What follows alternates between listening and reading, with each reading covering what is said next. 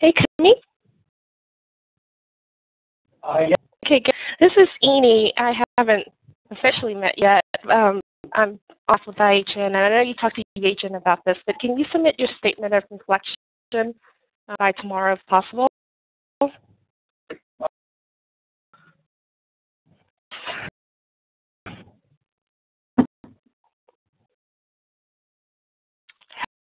Lectures. I had to miss it yesterday because I was a GRE exam, but definitely when I catch up on it, I'll have a better idea.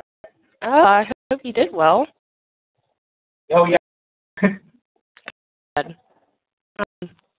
Had a Q&A session with Dr. Holder who trains rats to tuberculosis, which is really interesting.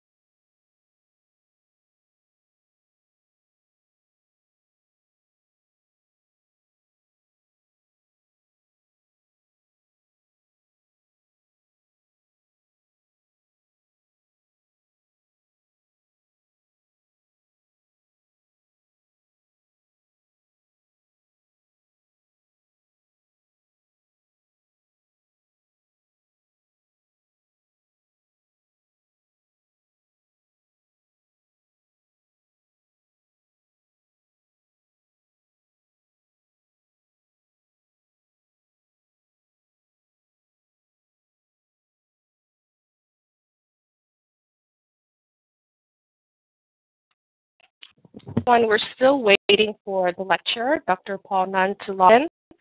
In the meantime, go ahead and turn on your video feed to make sure that it's working and our audio is working as well.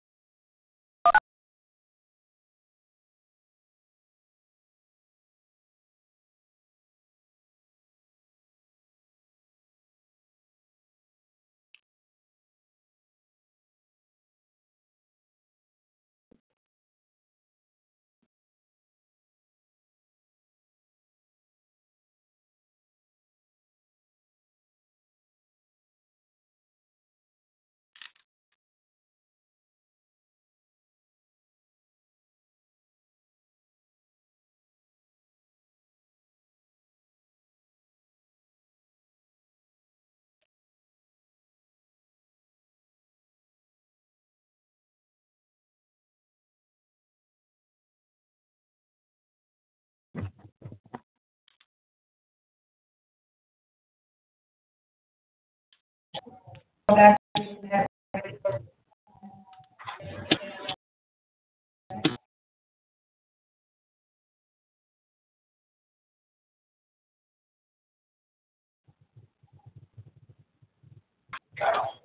have any questions while we're waiting?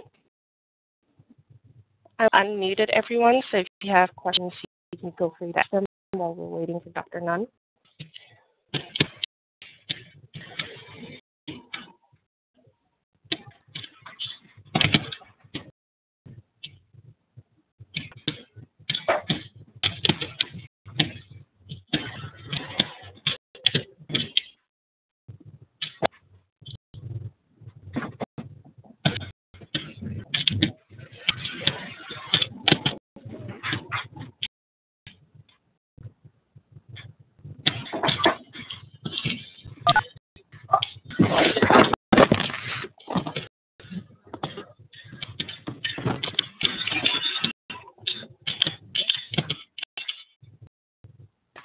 Everyone to video seats.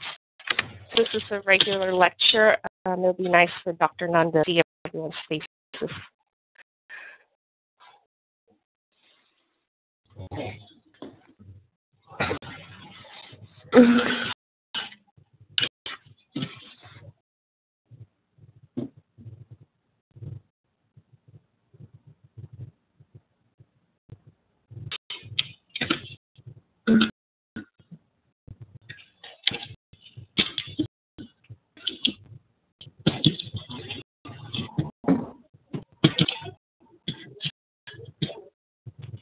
To make a quick announcement while waiting.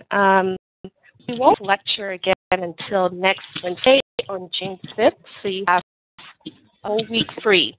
The only thing is on June 5th, we have 3 scheduled lectures, and our first lecture for that day is at 7 a.m. Central Time. We met a bit early, and it's because our lecturers are really busy people. It was the only time we get Dr. Andrew Nunn to lecture for us at 7 a.m.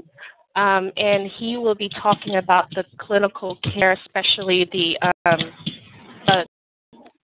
new treatments for tuberculosis. He's the director for the MRC Council on Research, which is based in the United Kingdom, and it's one of the larger research facilities looking into new treatment prototypes for TB, and they actually have a couple that are ready to roll out, I think. So it's quite exciting since the last drug that was developed for tuberculosis was in the 1970s.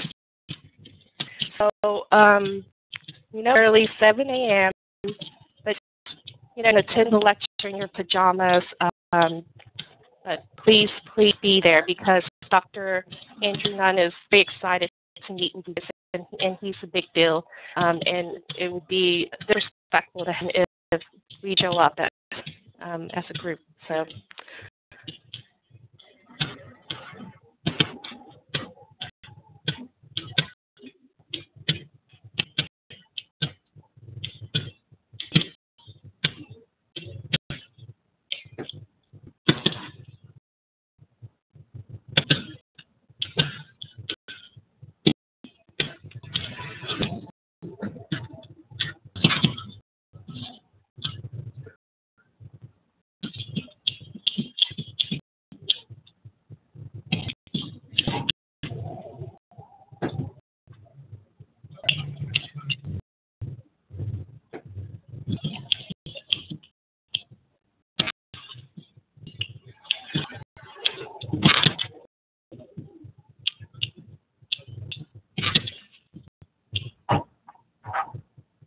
I just received a message from Dr. Paul Nunn. He is having technical difficulties in installing the software, all the updates necessary to run WebEx on his computer. So it may take him a few more minutes to log in.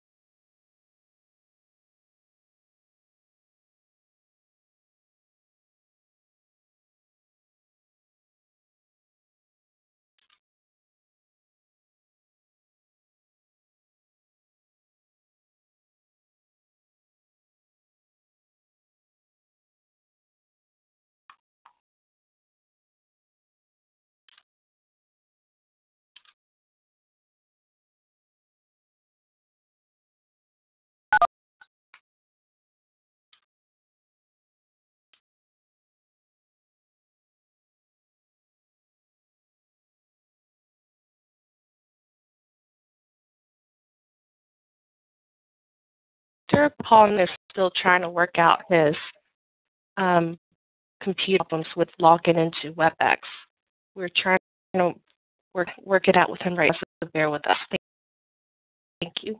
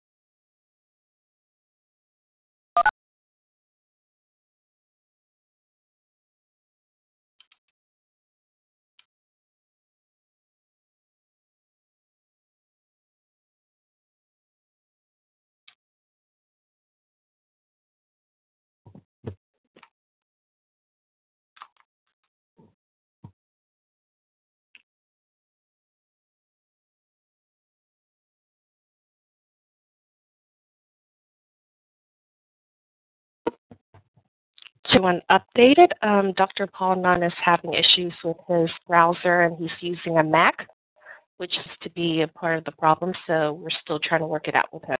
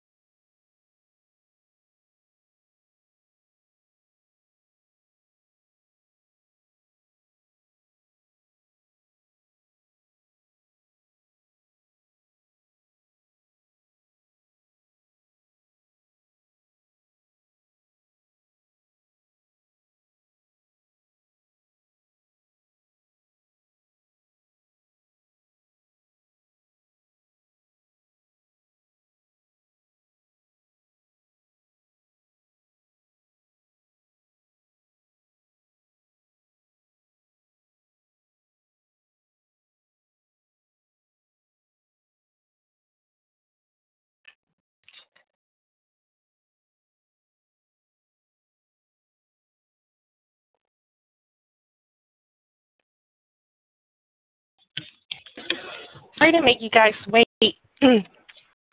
Speaking about the technical difficulties that with Dr. Nunn.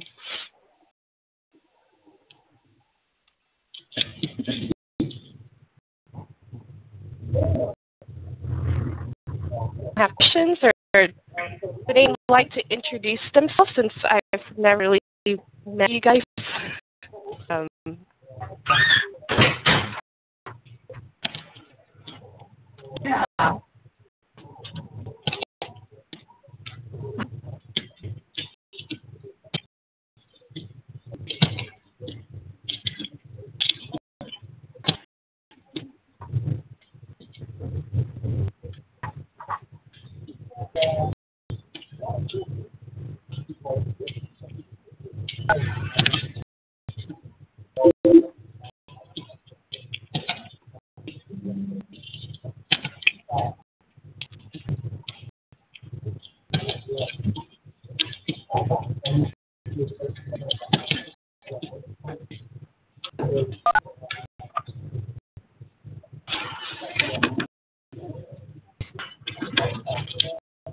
What are you for doing this course?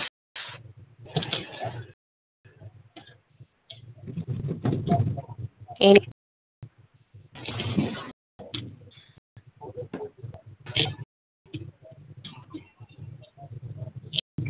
How about you? Mostly just because I did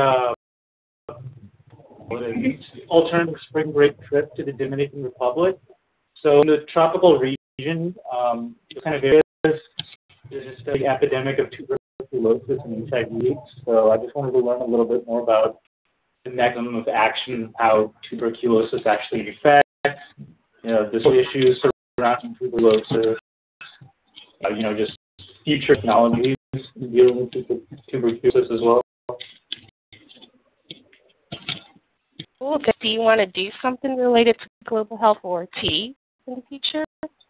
Possibly. I mean, the thing I have a interest in going to medical school first, and then eventually I want to go and kind of develop rural healthcare systems. So, in a lot of, especially in domestic rural areas, especially like Indian villages, villages that are in tropical areas, there's a lot of access to resources there. So tuberculosis can become a big problem.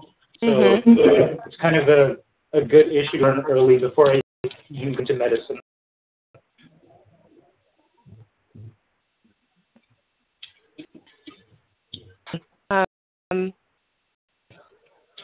Anyone want to share?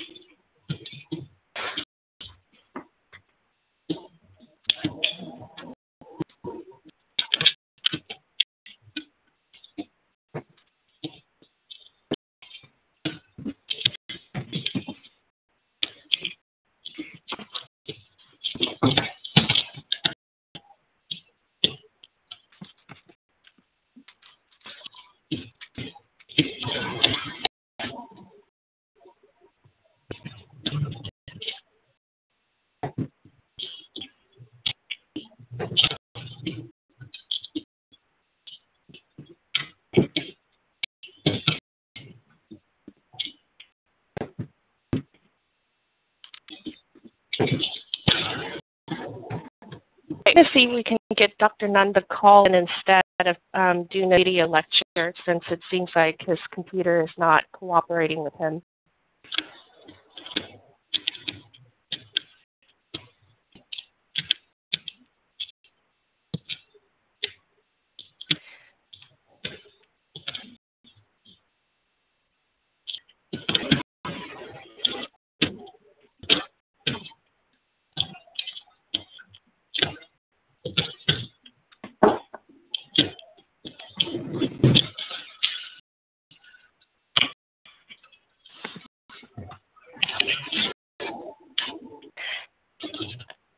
Too quiet. I know it's early in the morning, but come on, guys, wake up.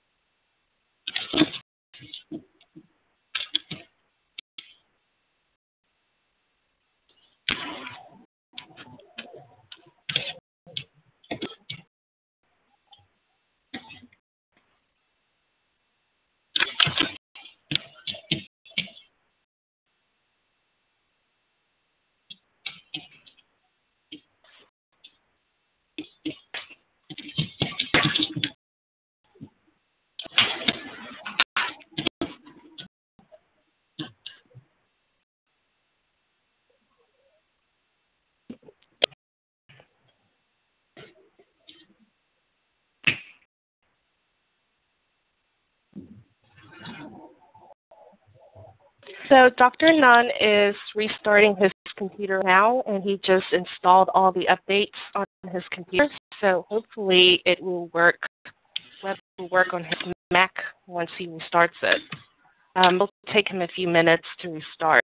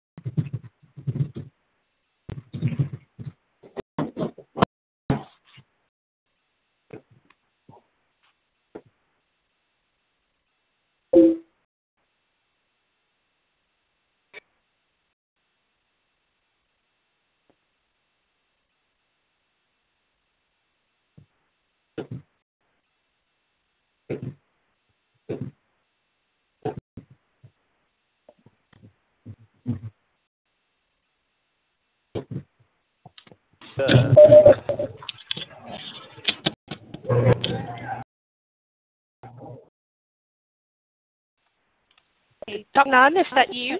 It is, speaking. Oh, great. I'm glad you were able to call in. Good. You will have to move the slides, is that right? Yeah, if you have it in front of you and let me know when you want the slide change, I'll change it. I'm just loading up. So it takes a while. How many people are on the call? I think we have about 10 to 15. Okay. Do you give me any indication as to who they are, what sort of things they're wanting to do? They're interested in TB operational research. Right. A lot of these students don't have background information about TB or operational researches. And most of these students are just undergraduate or they're still studying for their undergraduate degrees. Yeah. Degrees vary from anthropology to biology, engineering. It's very diverse, but they all have an interest in health and in going into that field and specifically in learning more about tuberculosis. Okay.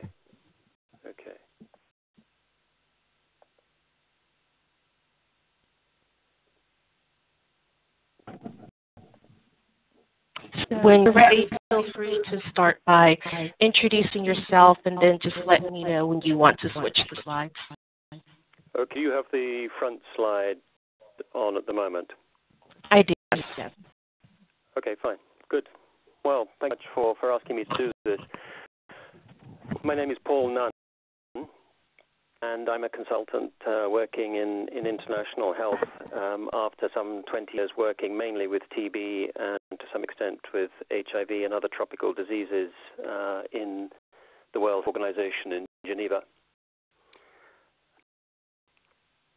And I'd like to acknowledge right at the start my colleague Tony Harries from the Union Against Tuberculosis and Lung Disease based in Paris, who's been working in this field for many years.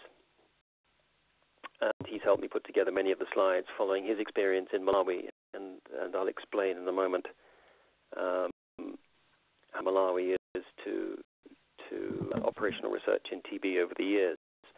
Next slide. It might be an idea just to make sure I'm talking to the right audience.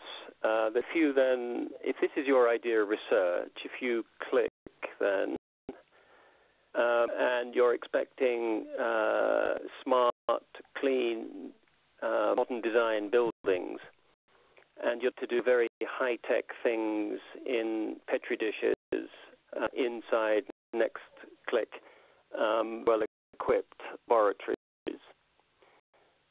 then maybe operational research is not your thing. If and, next slide, with local people with rather ancient machinery, click again, with paste systems, again in hospital and health centers, and again, you think you might enjoy losing your way in a lane that turned out to be a riverbed, and you enjoy making the most, next click, of complex information in languages that you don't know. This is Khmer, by the way. And you were trying to persuade policymakers to change their minds about things. Enjoy, next slide, these meeting with patients and their relatives, like the small person here in Cambodia that I met last August with her grandmother. Then operational research may be for you. So the content slide. Is it? Yep. So I'm going to talk about some sort of basics about TB epidemiology and the way it's controlled that's relevant to operational research. Now, I guess some of you will have listened to Mario Roviglione's talk of last week or whenever it was. So some of the slides will be familiar, but I'll be going through them possibly with a slightly different slant. We'll define operational research, talk about how to get started, just a little bit more about how Malawi goes about doing it, which in a sense is the ideal, I think. Give you some examples of operational research, and in particular how to get results into policy and practice. And then finally, how to prove impact. It's not quite so easy. Next slide. So this is the basics of TB through an operational research lens. Next slide. So TB, what is it? Well, it's a mycobacterial disease, mainly of the lungs. It's spread via air. So you catch it from people who themselves have built organisms out into the air that you breathe. There are about 8.7 million cases estimated in the world in 2011, of which about 13%, 1.1 million, were associated with HIV. There were 1.4 million deaths still in 2011, which is a heck of a lot of deaths, and of those, about 430,000 were HIV infected, and also of the 1.4 million, about 500,000 were women.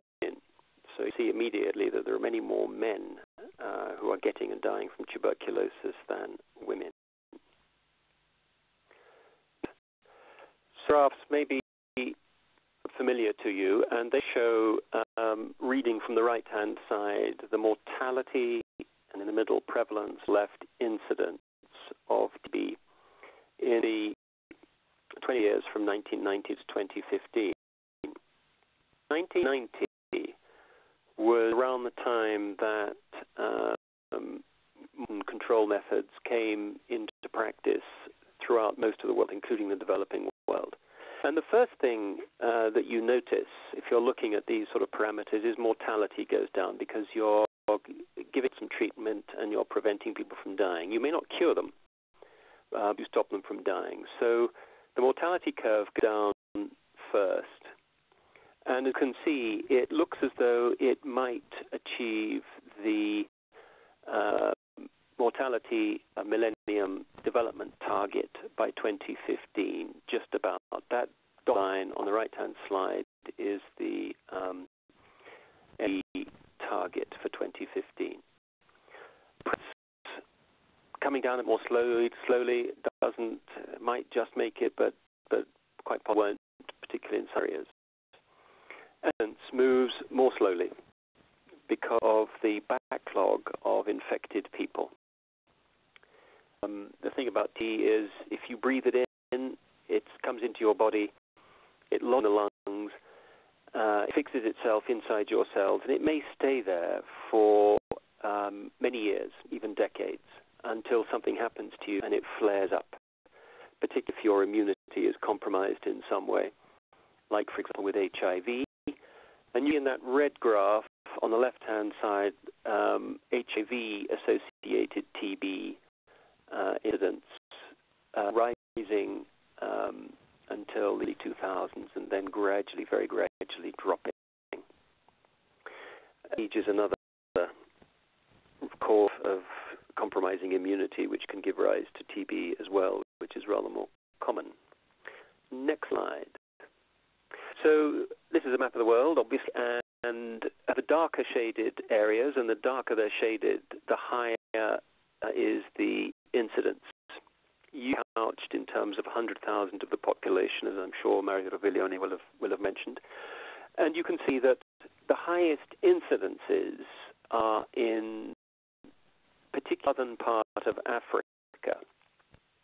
Reasons which are kind of obvious, we'll come to that in a moment. But that's not the only place where you get very high incidences. And just look around and you can see Mauritania in West Africa, Myanmar, Burma in Southeast Asia, and down on the right there on the other side of Thailand is Cambodia with a very high incidence. Indonesia, Papua New Guinea, a big island on top of Australia. North Korea, very uncontrolled there, and over in the Americas.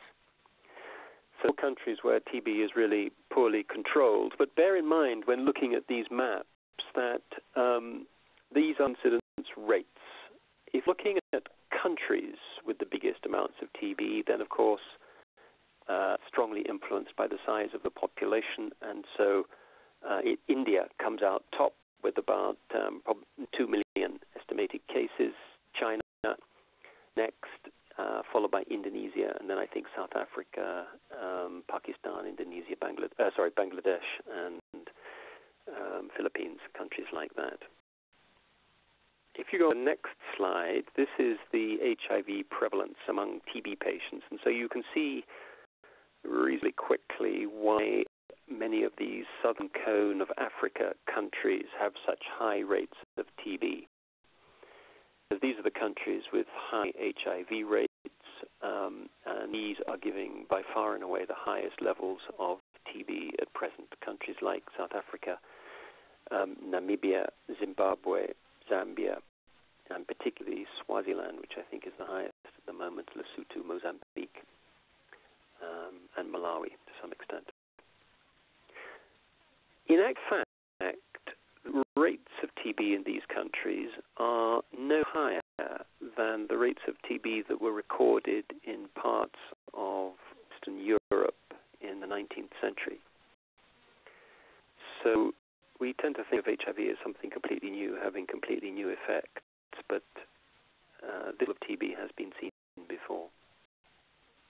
Right, so next slide looks at different regions of the world with total TB incidence in green and HIV-associated cases in red. And so you can see that all regions of the world now, TB trending down, even in Africa where it soared with HIV. But each of the regions hides pockets where there are countries that are not doing so well, or regions within countries that are not doing so well, particularly Europe. If you go on the next slide, you see that there is a particularly serious problem with drug resistance. And drug resistance problem is best encapsulated by looking at multi-drug resistance. which is defined as resistance to isoniazid and rifampicin, which are the two main drugs that are used in first-line treatment of tuberculosis. And you can see that in countries of the former Soviet Union, the MDR is to be found. Belarus is the world leader at the moment with something like 35% of new cases having multi-drug-resistant TB and over 75% of previously treated cases having MDR-TB. And you'll see little red and yellow splodges over the USSR. These are particular oblasts where surveys have been carried out. And you see the rates can be very high there, as well as in the Baltics and Moldova, the Red Sea, Ukraine, and so on. Why this? Well, this is to do with outdated control practices and a failure to change those practices with the breakup of the former Soviet Union, but that's another topic we can get into in the discussion if you wish. So this is just to point out, if you click again, that there's more survey data since 2010. We don't need to worry about that at the moment. Next slide. Right, so shifting now to the slide. This is the systematic approach to TB control, referred to as DOTS, which actually stands for Directly Observed Treatment Short Course, but was really an acronym that was developed by an advocacy specialist, Craig Clout, back in the early 1990s. And most people don't bother with what it actually stands for nowadays.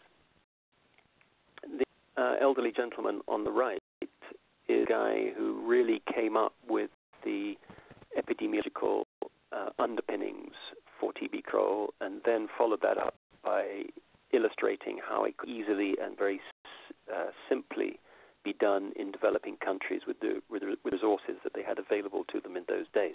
And his name is Karol Stybo, Stybo.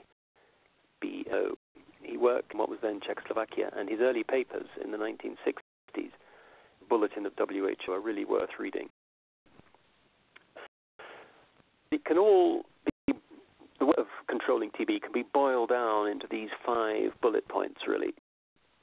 Further, the political commitment is necessary. You want it preferably nationally, but even if you can get it in just a region or a district or two, that can be sufficient to leave that area.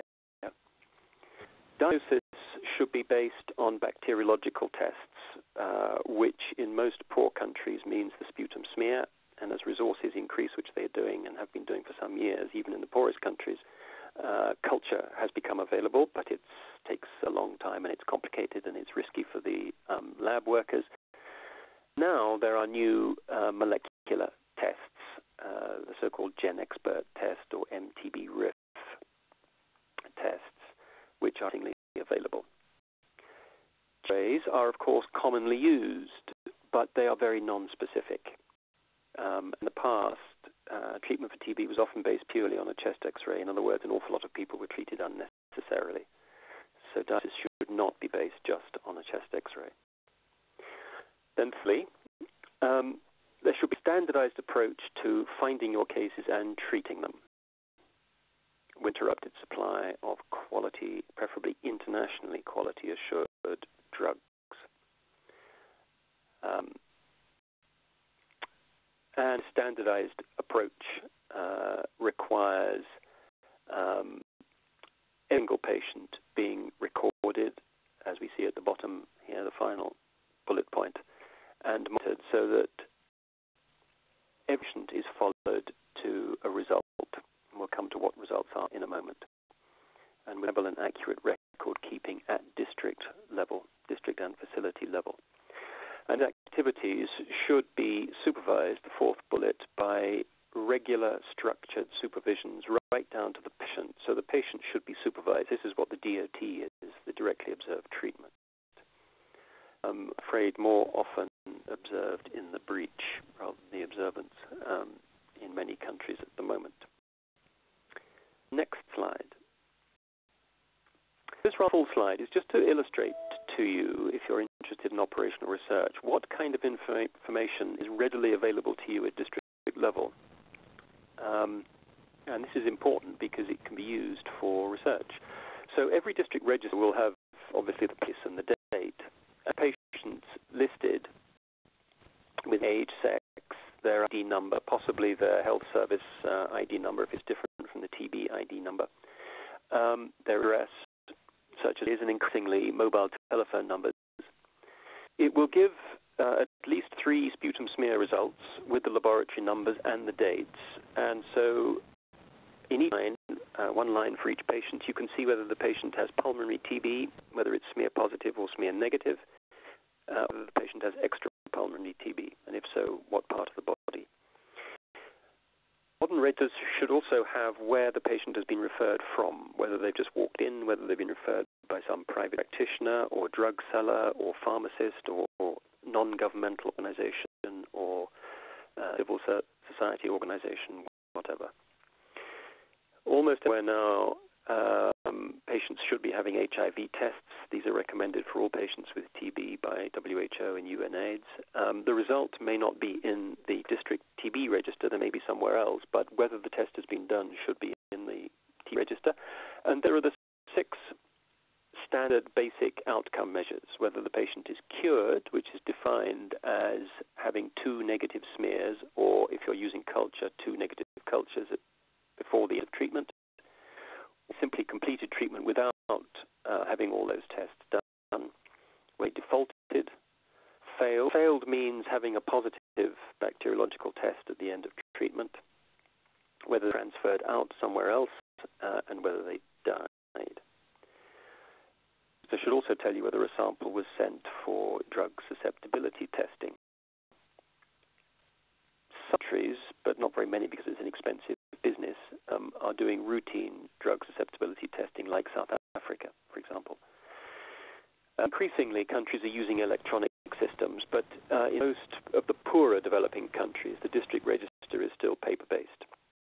And then the data is aggregated, usually at regional level, and then goes up to the national level, and then every year is reported to WHO.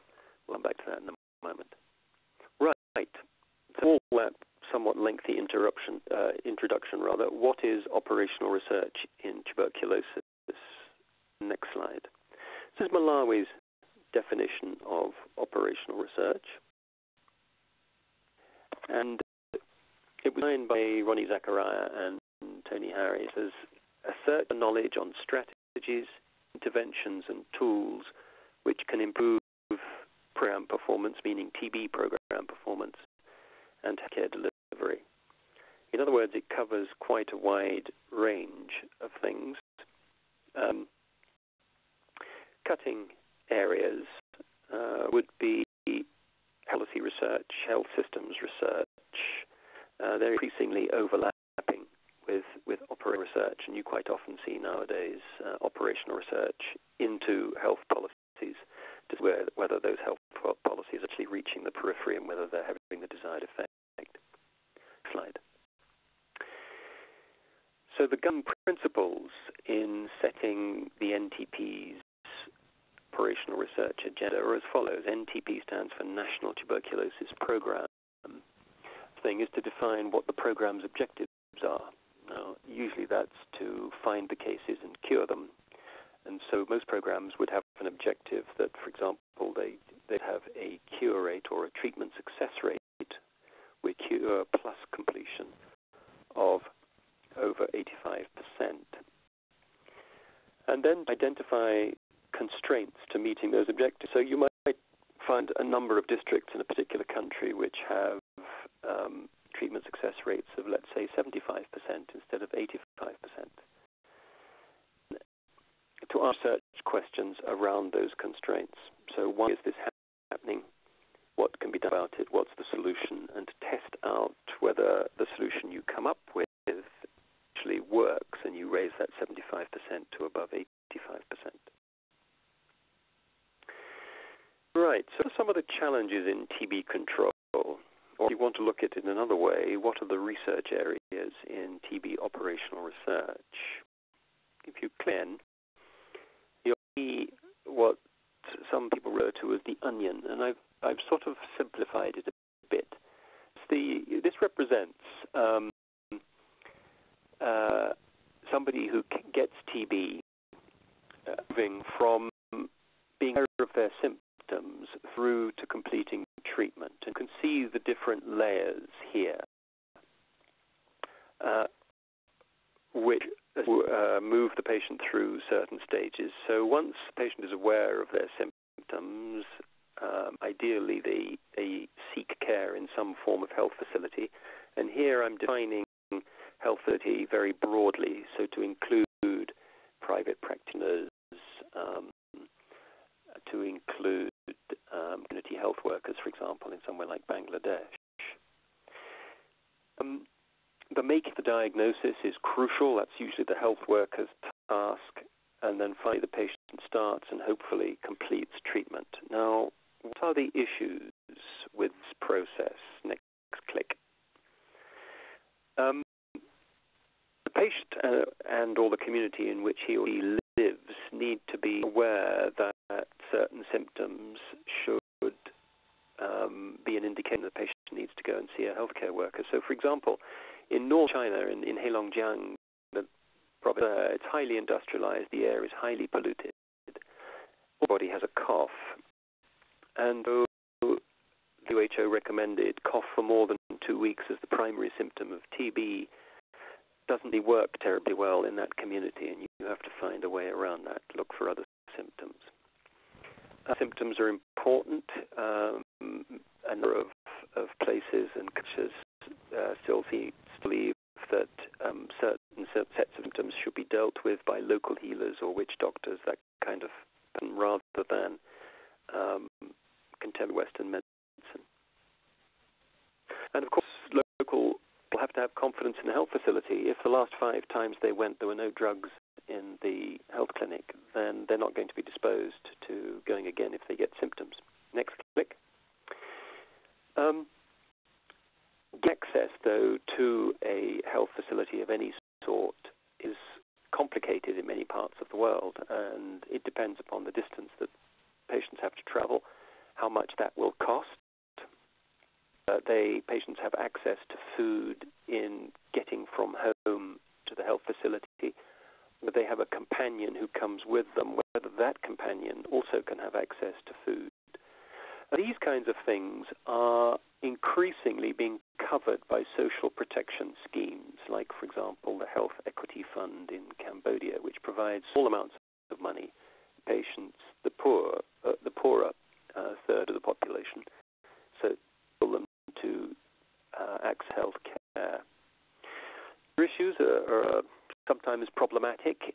If a mother, for example, begins to feel unwell with a cough, the additional burden of making sure that her other children are looked after before she can attend a clinic. Increasingly, there's civil strife. I was discussing yesterday at the Global Fund their progress with their grant in Guinea-Conakry over the last 3 years, when there was civil unrest, particularly in the capital, which interfered to some extent with TB care. And the casifications and curing went down.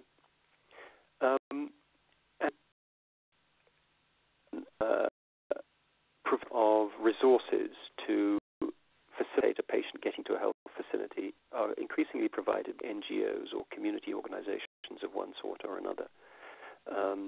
And they're easier by having more and more community health workers available in developing countries. So increasingly there are PPM schemes. These are public-private mix schemes where private practitioners of any sort, ranging from drug sellers through pharmacists to private practitioners, are involved in TB care and asked to refer patients to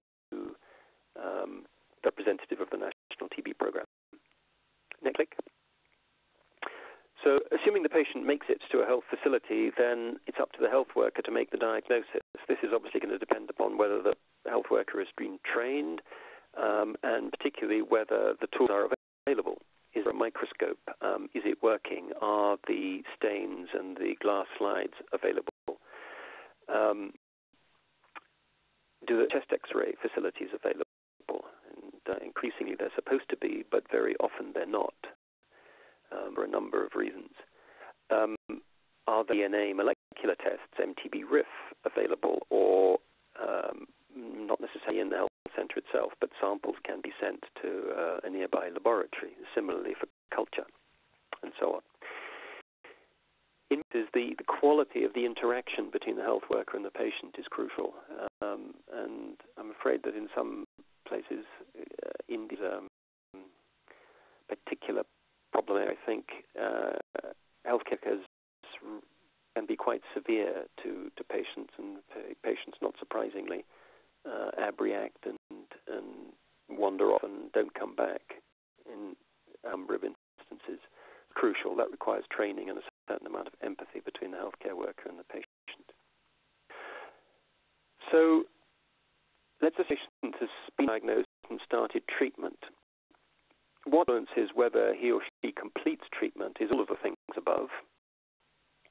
Of course, whether the drugs are available, plus whether there are other complications like HIV or drug resistance, whether adverse effects to treatment that arise are properly dealt with, and whether there are other comorbidities, particularly diabetes, which is linked with TB, chronic obstructive lung disease, and so on, because of the route of smoking, chronic obstructive lung disease, which also is a risk factor for tuberculosis. Move on to the slide, just to give you an example here of ways in which patients can not make it to a recognized health worker. This was done some years back now in Malawi, when it was recognized that nearly over a third of patients visited first a traditional healer before seeking sort of westernized medical care. And on average about 4 weeks with these healers, in which time they tended to deteriorate. So what it was decided to do was to try and enroll the 5,000 or so traditional healers throughout Malawi and encourage them to refer patients who had cough for more than a couple of weeks. And this is a paper describing the first approach to this, that describes finding out that this was a problem. And there's another series of papers that follows showing how effective the solution actually was. Just one example. Next slide.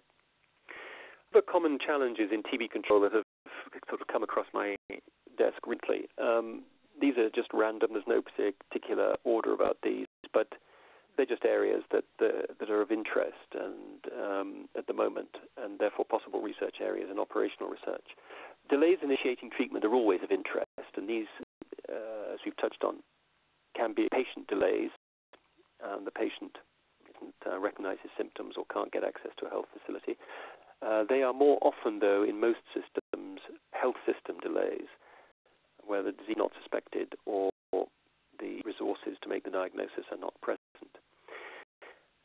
In this area, because of the new rapid DNA-based diagnostics, in theory, these make the diagnosis of T in about 90 minutes, and they can also tell whether the patient has got rifampicin resistance, which is usually a very good proxy for multi-drug resistance, MDR-TB. But the crucial things is whether this actually makes any difference to practice. So there are a number of people looking to see whether these tests actually mean that the patient and the healthcare workers get the results any earlier than they did before, and whether when they do, they act on them with any more urgency than they did before. We would obviously want to see that happen, because the quicker you get somebody on treatment, the quicker you stop them from transmitting. And so you can get a hold of the control of the disease. Contact screening. In the Western world, is absolutely standard and routine. Somebody in a school develops tuberculosis, all hell breaks loose, and every pupil tends to get, and every teacher will get assessed. There are guidelines from WHO. They've been pretty clear for decades, actually, but there are a new set of guidelines in order to try and encourage countries to do a better job in screening contacts. So are these guidelines being properly used? Are they being used at all? The point is that it's become realize, I think, all too slowly, in fact, that children are really something of a neglected group when it comes to being properly diagnosed and treated for tuberculosis. And one of the main reasons for this is that it's very difficult to make the diagnosis in children because they don't, particularly don't have cavitating disease. They don't have obvious or terribly obvious coughs, and you find it much more difficult to discover the bacillus in their sputum. If the child is at 10, you can more or less treat them as an adult in that respect, and then some of those will have cavitating disease. But under the age of 10, it's quite difficult. So other forms of making the diagnosis are necessary, and those require having an algorithm for making the diagnosis in children, having exposure, having availability of X-rays, lateral chest X-ray as well as AP preferably, having access to tuberculin skin testing, possibly even inducing sputum or a bit of a last resort, gastric aspiration. If you want to know what any of these things are and how well they work, we can discuss those in the discussion. Another area, particularly in Asia, but some countries in Africa are beginning to think about these things, are social protection schemes where health insurance effectively is provided to often the poor parts of the population, like, for example, the Health Equity Fund that I mentioned in Cambodia a while ago. And so case-based payments, so these are monies that are provided by the Ministry of Health or the health insurance system to hospital health facilities to provide services for TB patients. So different schemes, every country is slightly different. And one of the questions is, particularly in Asia, are these making a difference to the performance of national TB programs? When do you see a rise or possibly a fall in notifications? And of those notified, does the cure rate go up? Both of which, of course, you would hope for, but there are reasons to, in some instances, why that might not happen. So, how do you go about doing it? What should operational research look like? Well, it ought to make maximal use of existing data. It ought to be fairly low cost. It ought to avoid duplication of systems, and it shouldn't disturb patient care. And I've put too much because inevitably there is some disturbance of patient care. And all things I've mentioned because in the past, research teams tended to arrive in places like a district in Malawi, all the way from somewhere in England, for example, and really set up a completely separate system from the local health service, which is incredibly expensive, non-sustainable. Some produced results, but often didn't, and was generally a waste of resources. So that's why we've come up with these approaches and principles. In tuberculosis, where there's almost always a national tuberculosis program, operational research should be carried out by that program and with mostly local staff. And it should be aimed at solving program problems and improving performance. Often trying to generate hypotheses which may require further studies, clinical trials or cohort studies. What not be is it shouldn't explore problems that simply need a managerial decision. I mean, an example, your cure rate drops in a district, and it's because this TB officer is HIV infected and can no longer do his job. Well, you either need to put him on antiretrovirals or find a replacement. That doesn't really need to be explored with operational research. Right, getting started. Next slide. We should now have on the screen this sort of tripartite thing, which is the relationship, a very close relationship between the research question that you're trying to answer, the choice of your country, and the choice of your site within that country. And if you look again, the research question really should be best formulated in site discussion with program staff. I've come across examples recently where medical students doing electives have come up with ideas which they've thoroughly gone through with academic staff in their medical schools and then potted somewhere to try and get them done. And of course, this doesn't work terribly well because it doesn't reflect the program priorities. So there needs to be communication between the researcher and the program, which may take quite some time to sort out what it is you want to do and whether you arrive at a kind of win-win between what you want to do and what the program needs. Next click. Choice of country. Well, this is intimately related to research question. If you want to look, for example, at the relationship between smoking and tuberculosis, then Africa is probably not the place because people in Africa aren't smoking. They can't afford cigarettes to the rate that they can in parts of Asia. If you want to look at HIV and TB, Africa is your place rather than Mongolia. Where you decide to go, it's important to do your homework. And next click. One of the most important sources of information about countries is this annual global TB report published by WHO, and it gives extensive information on every country in the world, giving things, estimates of incidence, mortality, and prevalence, with notifications for the past 20 years, and treatment outcomes for the last 20 years or so. It also gives information on HIV rates and whether patients have been put onto cotrimoxazole or antiretrovirals, and it gives information on MDR. So if you're thinking of going, you should really study this book carefully for the country in question, so that you're not thinking of doing research into something that's already known.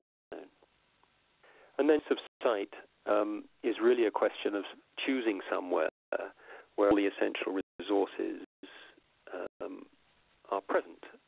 What are those resources? Well, this is Tony's list with a few modifications that I've made. Office space these days I think doesn't have to be anything very special, but you need a bit of space. Most people have a computer with the software that goes with it. That's not usually a problem, but you might think about where you're going to recharge it and how. You need transport. Go and see patients or health facilities or whatever very often. Station, well, paperwork, that's not perhaps so important these days, but mobile phones or landlines are important. If you're engaging with local workers, there will need to be some kind of allowance for them to pay them for what they do. Human interpreters and your colleagues, as you're out in the bush somewhere, are absolutely essential. It can be the greatest of fun if you're with people that you enjoy being with, and it can be a shambles and a disaster if you're with people that you would rather not be. And there'll be plenty of time to do what you need to do, and that's often a problem because people on electives or in internships are sometimes time constrained. My research methodology, well, often research can be all kinds of things. It can be descriptive, it can be cross-sectional. If you want to get more sophisticated, you can do case control studies. You can even do cohort studies. But the research should be carried out within the routine system. Next slide. How do they do it in Malawi? Next slide. Within the Malawi TB program, lots of players. The institutions of the medical school, there are NGOs of the National AIDS program as well as the TB program. And then there's a lot of international expertise coming and going from WHO, International Union, Liverpool School of Tropical Medicine, Nunn School of Hygiene and Tropical Medicine, KNCV, which is the Dutch TB control organization. And these all contribute to research ideas. There are program management group meetings regularly, and these select the ideas, which then must have program and ethical approval before you move forward. By various groups or combinations of institutions. Next slide. Studies are planned in Malawi within the National TB program, and operational research is within the NTP framework, and this, I think, is the ideal. So we did an annual plans, there's a dedicated budget line for it, and package of operational research are submitted regularly for science and ethics approvals with those committees that there are in Malawi. And this is done well in advance. Next slide. In Malawi is given to all staff who want to be trained in operational research. It's in-service training. It's conducted during normal supervision, so it's not an additional add-on activity. And TB officers are encouraged to develop their own studies. There are research training workshops, writing skills workshops, and often medical editors are brought down from various, just like the Canadian Medical Journal.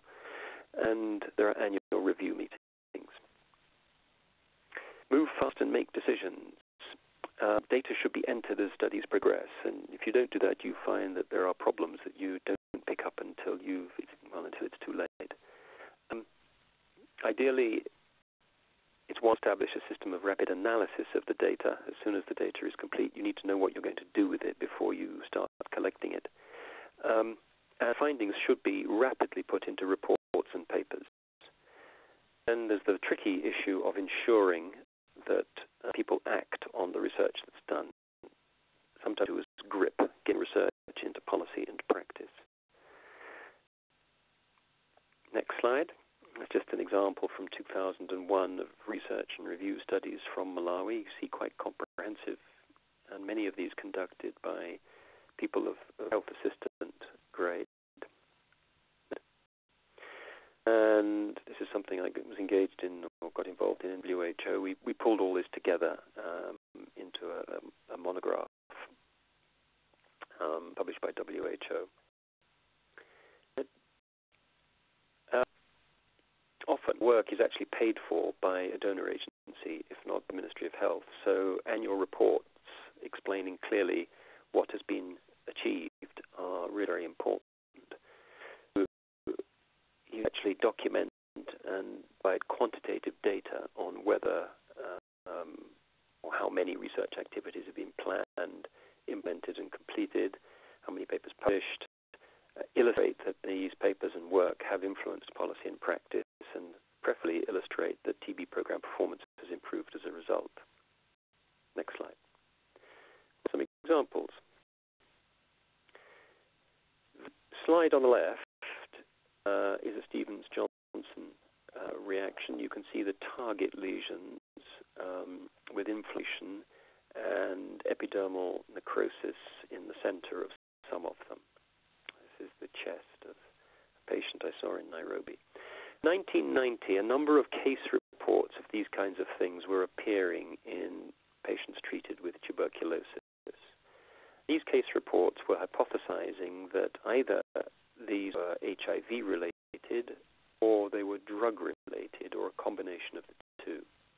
I happened to be involved in setting up some research with the Kenya Medical Research Institute at the time, and set up a cohort of HIV negative and HIV positive TB patients.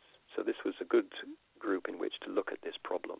And what we found, and you can see a rather horrible slide in the top right, I sort of apologize for it. This shows a poor lady whose epidermis is coming off, and Stevens-Johnson is on the spectrum of with toxic epidermolysis, which is what this poor lady has. The results were that in this cohort of patients treated at that time, we're talking 20 years ago, streptomycin, isoniazid, and thiacetazone, 2 out of 111 HIV-positive patients had skin reactions, and only 2 out of 176 HIV-negative ones, which gives a relative risk of 18, 95% confidence intervals of 4.676. And there were 3 deaths, including the lady in the picture, I'm afraid, and all were HIV-positive. In those in whom a small number calendar reactions were done, reactions to thiacetazone were obtained. We were able to conclude, and we got histology and so on to prove that kinds of reactions these were. The conclusion was very clear that thiacetazone in some patients led to potentially fatal reactions in those HIV positive. And our feeling was that thiacetazone should not be administered to patients known or suspected to be HIV infected. Problem with next slide that thiacetazone was, at the time, a very low-cost drug, and any equivalent would be significantly more expensive. So those to publish it quickly in a high-impact journal. That's the article in the Lancet on the right. And that this was really quite a serious thing. And the quicker we persuaded WHO to change policy on thiacetazone, the better. I adopted the frontal approach, which was to go and see the people in Geneva and present my results,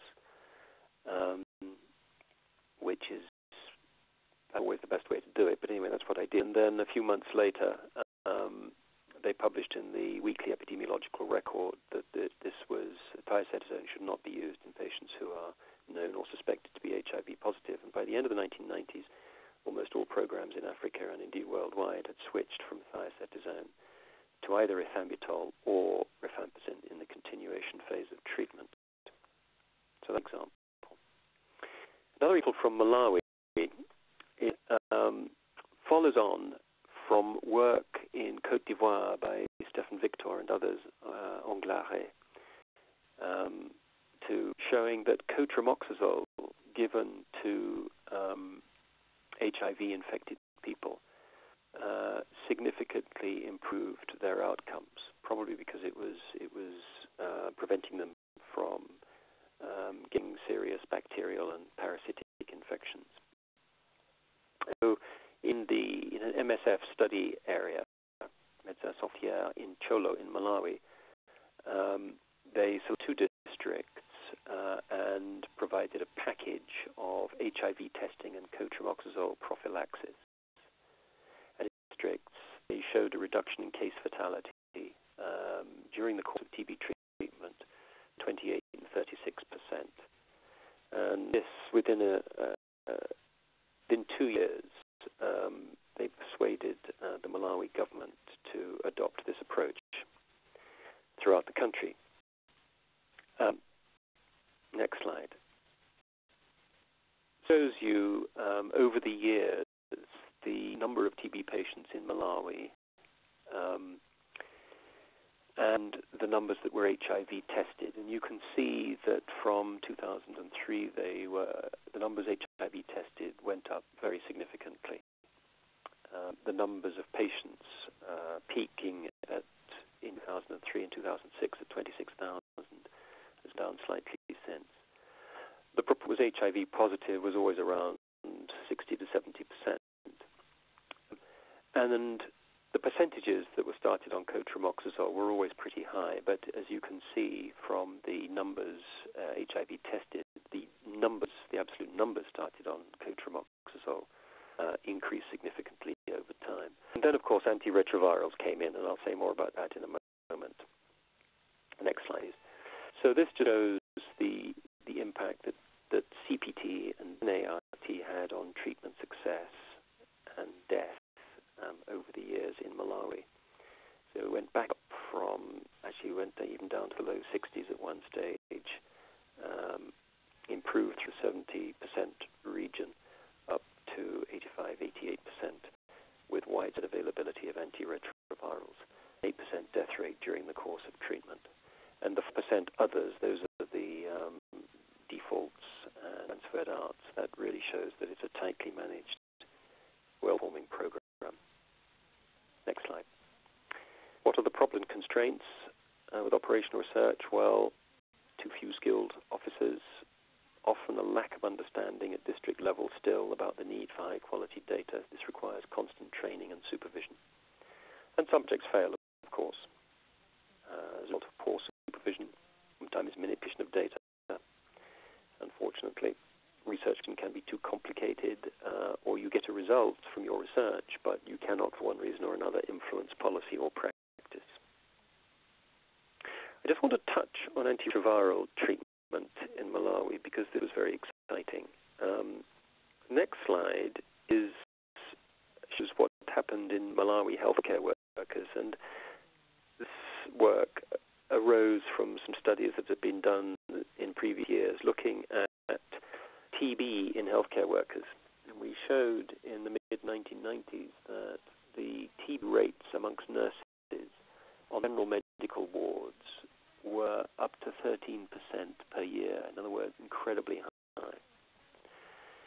And in research, we also discovered that health workers were very worried about the discrimination effects because everybody realized that this TB was likely to be related to HIV, and they didn't want people knowing. And so much concern as healthcare workers would come forward when antiretrovirals were available. This slide shows definitively that they did. And so by 2008, there were nearly 2,500 healthcare workers on antiretrovirals in Malawi with really quite a good survival rate. By the middle of last year, there were 350,000 people on antiretroviral treatment in Malawi and a total population of, I think, just less than 15 million. It's one of the biggest cohorts in Africa. Next slide. Malawi Defense Forces. This was a piece of research done in that group of people showing that deaths, these are the grey bars at the bottom, deaths really started going down when ART was available, and the numbers of army personnel on ART rose, which is the black line, and the vertical scale on the right. It's a success. Lastly, I want to just touch on measuring the impact in areas where vital registration is not available. And this just shows you the kind of terrain you're dealing with. Vital registration isn't available, and so next slide. Oh, this has gone black. What it shows is that you can get information on deaths from traditional authorities, from the local chief, and you can churches in the bottom left hand. I don't know if you can see anything. I can see just a blue line. But showing that the registered deaths and funerals and coffin sales have gone right down in the district in Malawi. So you may not have vital registration data, but you've got very good data that illustrates or very strongly suggests that mortality in the population is improving. Then I would put forward this kind of framework for operational research. You have your study approved, you obviously need to finish it. You should be thinking as soon as you start about what paper you'll write and where you're going to publish it. Because research findings really must be disseminated if they're to have any impact on policy and practice. Publishing a paper itself is not always sufficient. You may need to go and hammer on the door of policy makers. You want to show that program performance improves with any change in policy and practice, and then if you're really lucky, you might also be able to show that population health indices also improve as a result of your intervention. So I will wrap up at this point, and if you have been, thank you for listening. Thank you, Dr. Nunn. That was a wonderful lecture. While you were talking, many of the students submitted questions for you, and I will unmute them one by one and allow them to ask their question. So the first person that asked a question is Teresa, and I will allow Teresa to introduce herself briefly and to ask her question now. Hi, Don. Thanks for speaking to us. This was a really cool presentation. I'm about to enter medical school at Baylor College of Medicine in Houston, and I actually was able to work in the rural hospital in Malawi last summer. And I listened to your presentation. I noticed that you documented a number of studies and these great impact treatment plans based on the population served. And I was curious to hear your insight on how the Ministry of Health in Malawi, for example, would implement treatment strategies based on your research findings with the appropriate financial and staff support to make the therapy feasible and effective on a large scale. Right, Teresa. Are you thinking of any particular treatment recommendation you're interested in? Well, for example, you talked about, let's see, you used a treatment that works with HIV positive groups, and I was wondering how would the government partner with local organizations to actually implement different drug regimens and make sure that the right people get the right therapies? Yeah. Question? I mean, one example might be, for example, second-line drug treatment in those who aren't very well on first-line treatment in HIV. This is something that's coming up in most high HIV prevalent settings in Africa at the moment. And the problem is that there are treatments available, but they are much more expensive than first-line drug treatment. Mm-hmm. So one of the things the Ministry of Health has to deal with is, can they afford it? Very often, if you've got GDP per capita, like in Malawi, I think it's now around $600 or so per year. This is a small amount of income. Those countries, like Malawi, in that of the world, are unable to pay for these kinds of treatments themselves. Like South Africa can do it, even with the ferocious rates of HIV they have there, because they're much richer. Countries like Malawi struggle. And that's why the Global Fund Against AIDS, TB, and Malaria was set up. So country Malawi, and the poorer the country is, the greater the access they have to funds from the Global Fund. And they can apply for very significant amounts of money. And it's the Global Fund together with, to some extent, PEPFAR. Malawi wasn't a major PEPFAR country, if you're probably aware, is the presidential agency plan for AIDS relief put together by the Bush administration. And principally, those two sources of funding, first-line antiretroviral treatment's been made available, and the government's role is to provide a certain amount of money and to provide a facilitating policy environment to make these changes. And governments move very quickly in poor African countries to do this. So the government is crucial. They have to change the policies. They very often follow the advice of the World Health Organization, so it's important that whatever you're proposing is agreed with them and preferably published by WHO, and then countries tend to move quite quickly to apply for funding, either multilateral donors like the Global Fund or bilateral donors like USAID or PEPFAR, and then things move. Does that answer your question? Yep, that's helpful. Thank you, Teresa. And the next person that has a question is Mason Sanders, and I will go ahead and let him introduce himself briefly to you and ask this question. Hear me? Please. Thank you very much for your talk, Dr. Nunn. I appreciate it.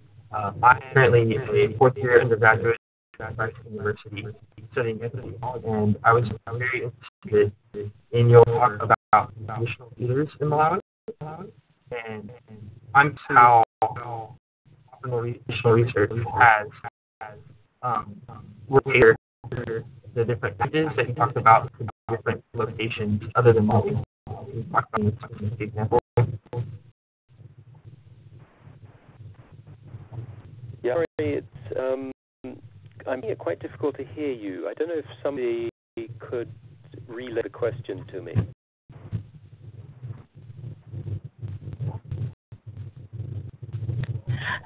Mason, you can type the question and I can try to ask it. I think there was a slight echo when you were talking.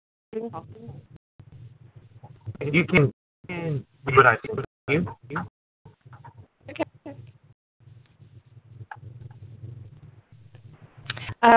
Mason's question is, can you talk more about how operational research can work with and optimize the social structure while treating diseases like TB?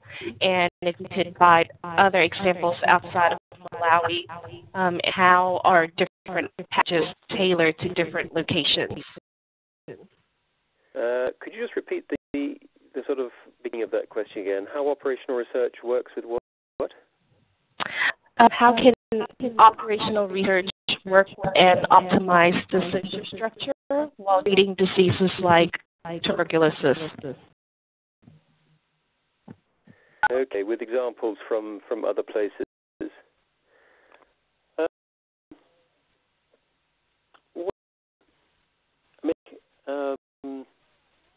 Let me just give some examples.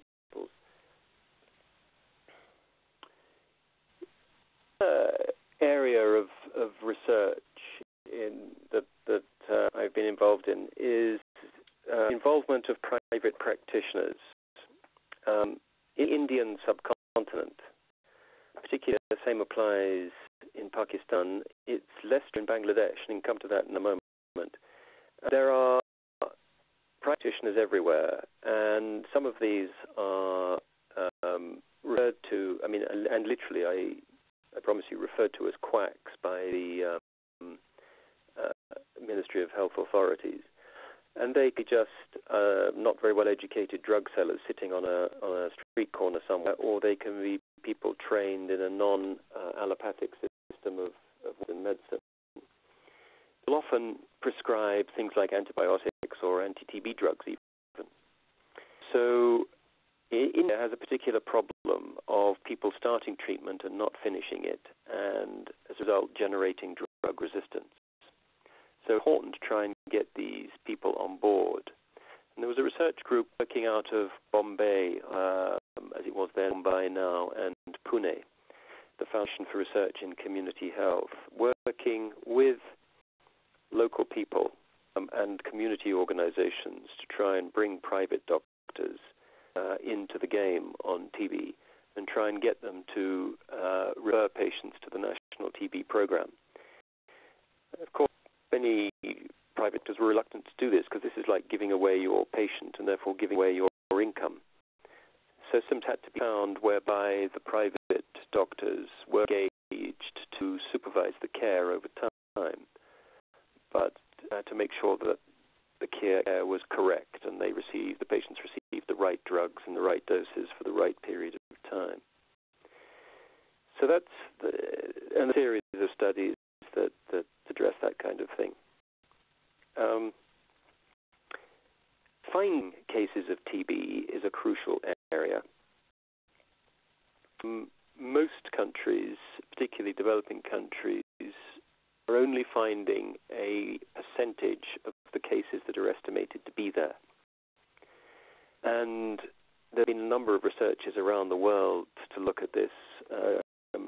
One series of papers was done in Kenya some years ago looking at this, and showed that the big single obstacle was healthcare workers. But few engaged school students or religious leaders or various other groups that were tried, that you could significantly increase the number of cases that were found in that particular district. Now, these things, I mentioned Bangladesh earlier because in Bangladesh, there's not so much a private doctor issue, but there are community health workers that are employed very large now, non-governmental organizations like BRAC, which used to be the Bangladesh Rural Advancement Committee. I think now it stands for something else. But these are NGOs, non-governmental organizations that are often linked with microcredit banks like the Grameen Bank. And they have paid workers all over the country providing rudimentary basic medical health services in the community. So these are ways in which countries have addressed different kinds of health problems of TB or related to TB. Is that the kind you were looking for, or do you want me to be more specific?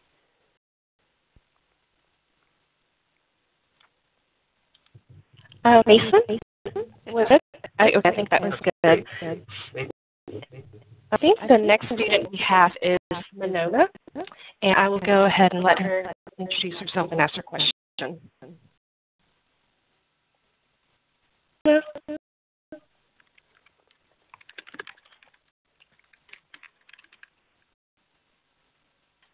Oh, sorry. She is unable to ask her question because she's currently at work, but I will go and ask her question for her. The question is, do you feel that it is more important for the average person to know about when they need to go to a healthcare center, simple ways they can avoid getting it, or for this to have the correct facilities to diagnose and treat TB? It's a chicken egg question, but of course, the whole sequence, people recognize that they've got a disease that's potentially serious and for which there's a treatment available. And they need to go to a health facility which is properly stocked with drugs and diagnostic facilities, but also with health workers who know what they're doing and who will interact with patients properly and encourage them to the end of treatment. The thing is with TB, it's a long treatment. It's 6 months at least. And that can be rather tedious for everybody. So the interaction between the patient and the health worker is crucial. All these things. Either or, both and.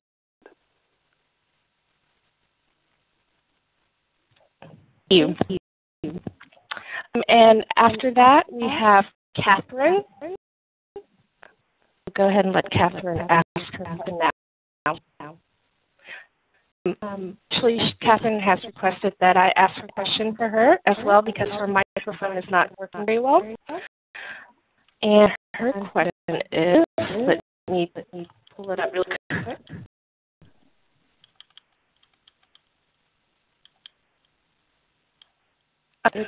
What methods does your team use to minimize research that is not relevant or is not reliable? And who supervises new researchers? Okay. Well, I think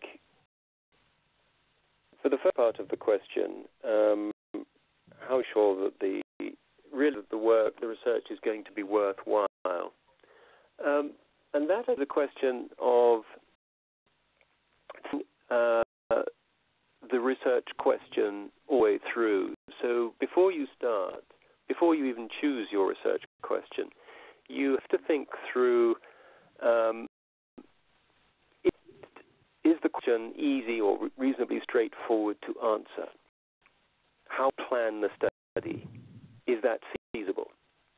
And then if the study looks as though it's feasible, you have to work out before you start how you are going to do the study. Can you get the transport? Can you get the people? Is that possible?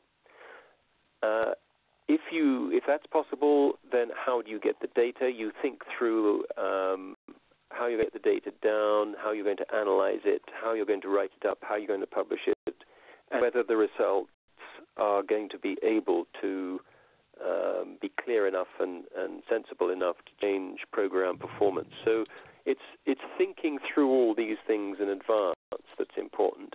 I guess you need a certain amount of experience, need an understanding of the country's decision-making process in health policy to be able to make these decisions. But the implication behind the question is absolutely spot on. There's no point in doing research that a little bit of thought would tell you is not going to be of any use. Who supervises? Well, it really should be the senior people in the national TB program. They are people who will be doing the normal district supervisions, making sure that things are working throughout the program. They should be doing the same thing for the operational research. And themselves should have an understanding of research and have some experience of doing it. That answers the question. I think it did. Thank you. Next on the list, we have Kadar, who has his question to ask. So that time I'll let him go ahead and ask his question.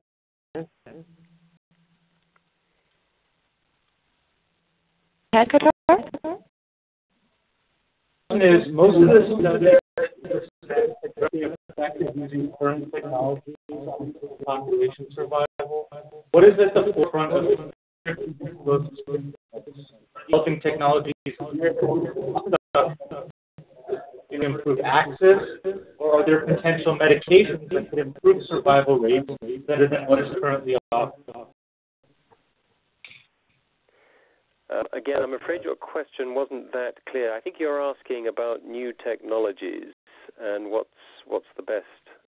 Can somebody else relay that question again? Yes, I can. I think there's a lot of echoing going on.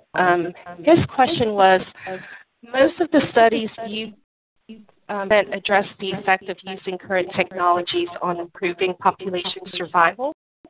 What's at the forefront of future tuberculosis treatments? Then there's a second part to that question.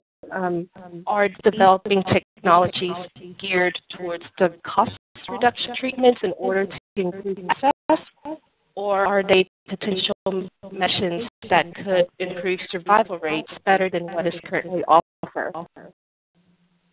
Okay, well, that's an interesting set of questions, really. Right, tuberculosis over the last 20 years has become an area of active research.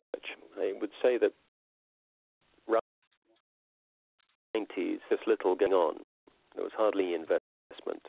Now there is quite a lot of investment going on. There are those who think it's not enough, but never mind for the moment. Investment has been spearheaded particularly by the Bill and Melinda Gates Foundation and other research funding agencies around the world.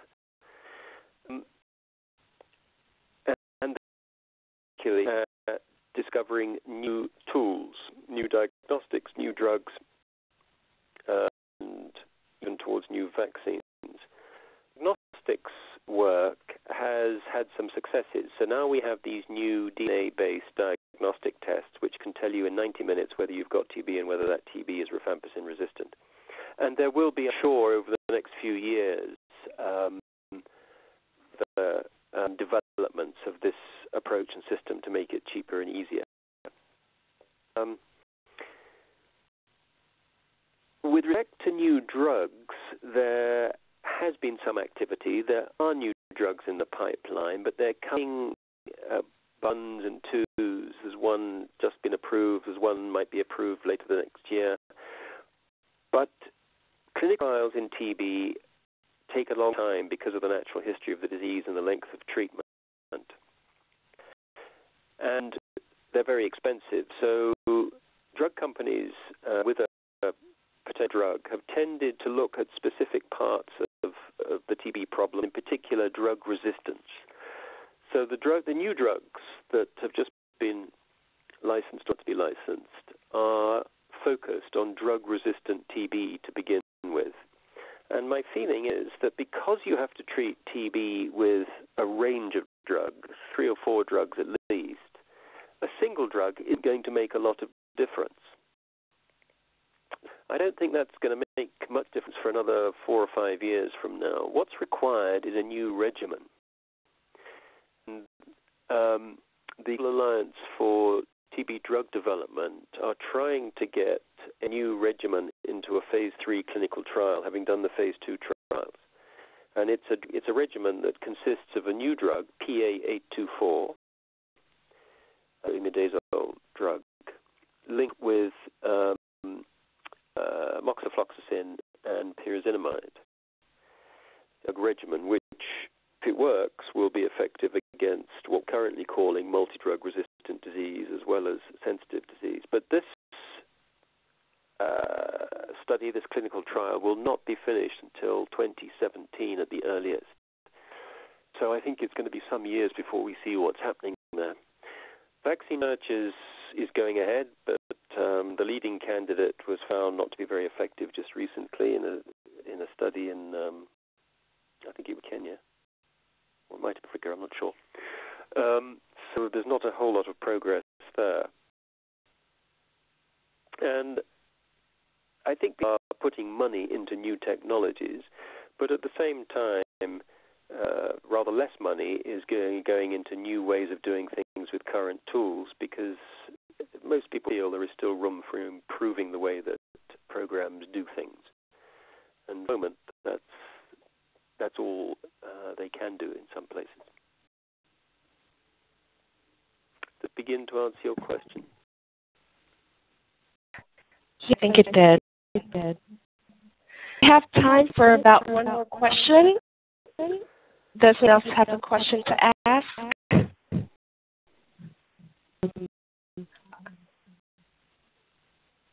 And Sweetha actually has a question for you. I will go ahead and let her talk to ask her question.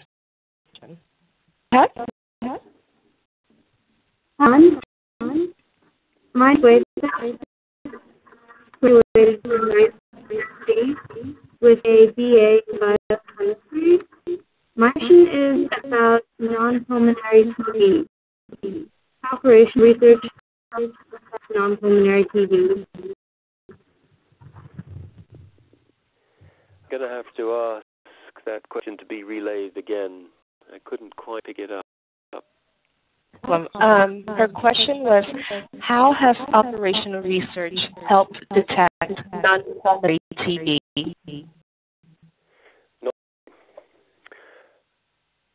Okay.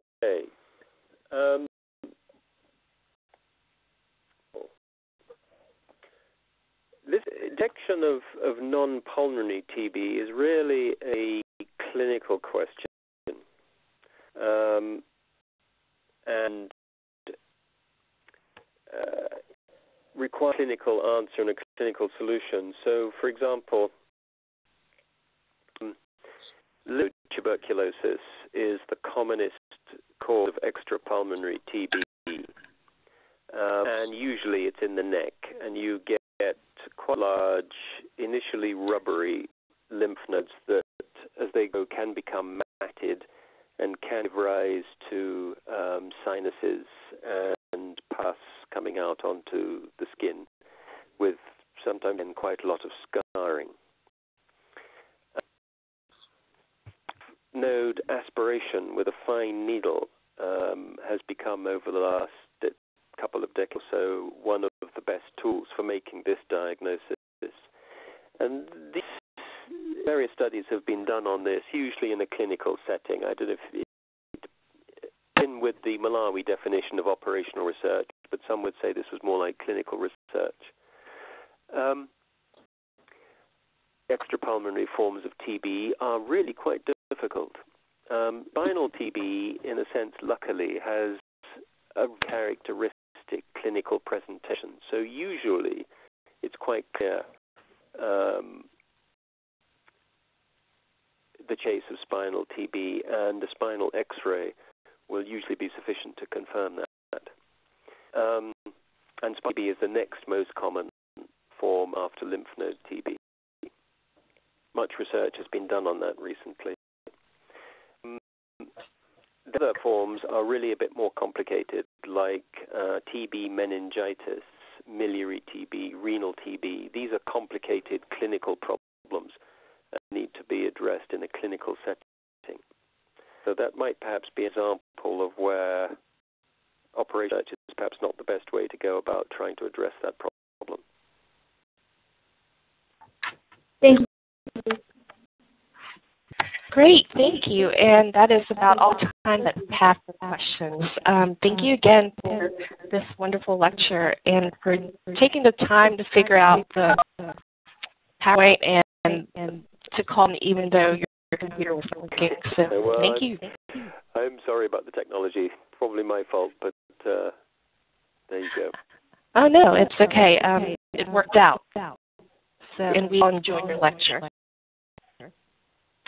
For you to exit whenever you do, and I just ask that everyone stay for a few more minutes. Well, thank you very much for the opportunity. It's been fun putting it together. Thanks to work with you again in the future. Yeah, okay. Pleasure. All done. Bye. Goodbye.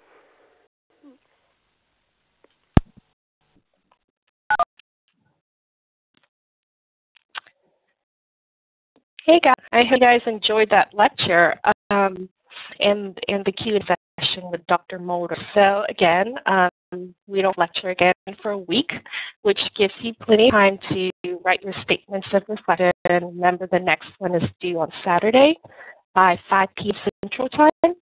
And also, it'll give you a chance to catch up on your readings. Next Wednesday, on June 5th, we have 3 lectures lined up. I know it's a full day, but you are getting a week off, so that's a compromise, right?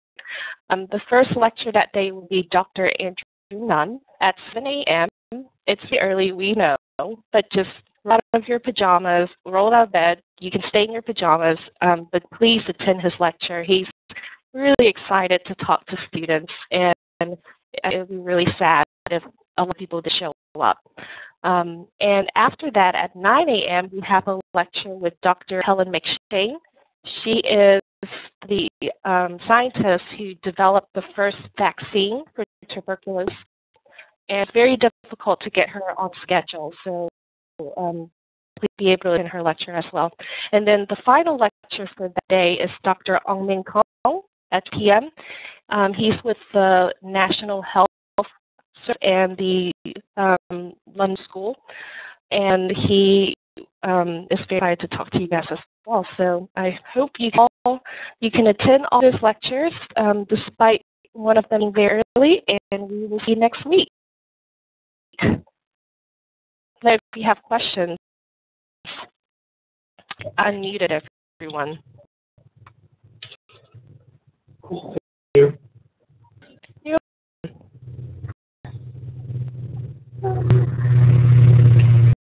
That'll be so cool. I'm always amazed whenever we do one of these sessions.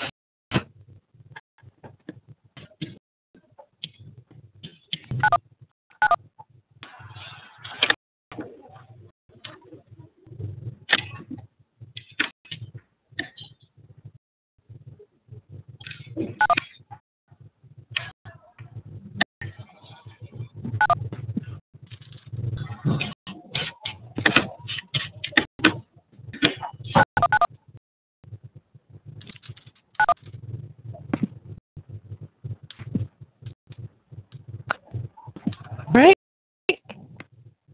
I'm just meeting now.